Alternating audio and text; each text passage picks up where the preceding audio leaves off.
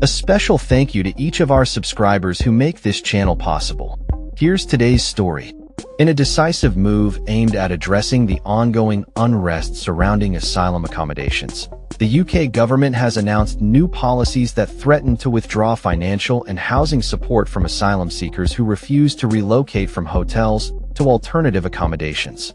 This announcement comes as tensions rise ahead of planned protests at the Bell Hotel in Essex this weekend, following a series of incidents that have seen 9 individuals charged with various offenses in connection to the protests.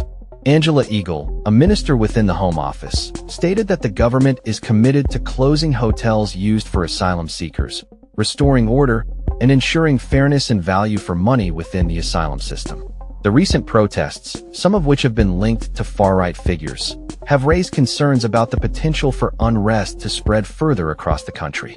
The situation escalated after the arrest of Hadush Gerberslacey Kabatu, a 38-year-old asylum seeker charged with sexual assault for allegedly attempting to kiss a 14-year-old girl.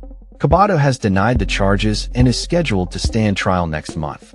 In response to the unrest, the government has implemented a new policy referred to as the Failure to Travel Guidance.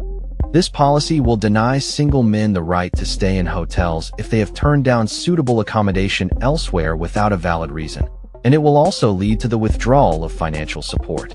However, representatives from refugee charities have noted that these guidelines are not entirely new, as similar conditions have been largely applied to asylum seekers who previously declined alternative accommodations.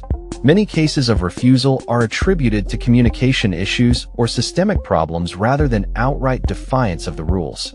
With protests expected to continue, a counter-demonstration supporting anti-racism efforts is also scheduled for Sunday, with notable figures such as Jeremy Corbyn and Diane Abbott expressing their support for the cause.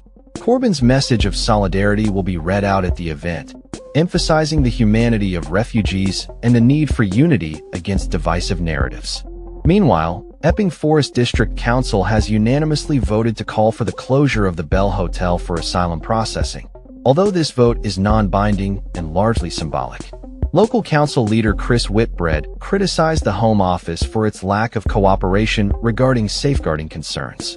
Protests have also erupted outside other hotels, such as the Britannia International Hotel in Canary Wharf, where anti-racism campaigners clashed with anti-migrant protesters.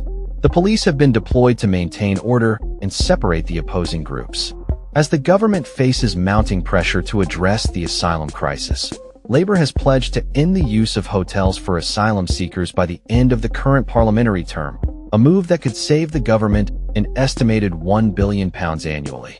However, the effectiveness of this plan remains uncertain as the number of migrants crossing the channel continues to rise, with nearly 20,000 arrivals recorded in the first half of the year alone. The Home Office has defended its actions, stating that it inherited a broken system and is committed to reforming the asylum accommodation process to prevent abuse and ensure taxpayer money is spent wisely.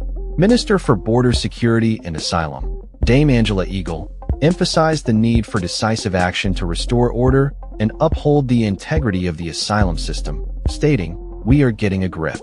As the situation develops, all eyes will be on the protests scheduled for this weekend and the government's response to the growing discontent surrounding asylum accommodations in the UK. That's all for this story. We upload videos every day covering many different subjects, so hit that subscribe button to stay informed. Thanks for watching.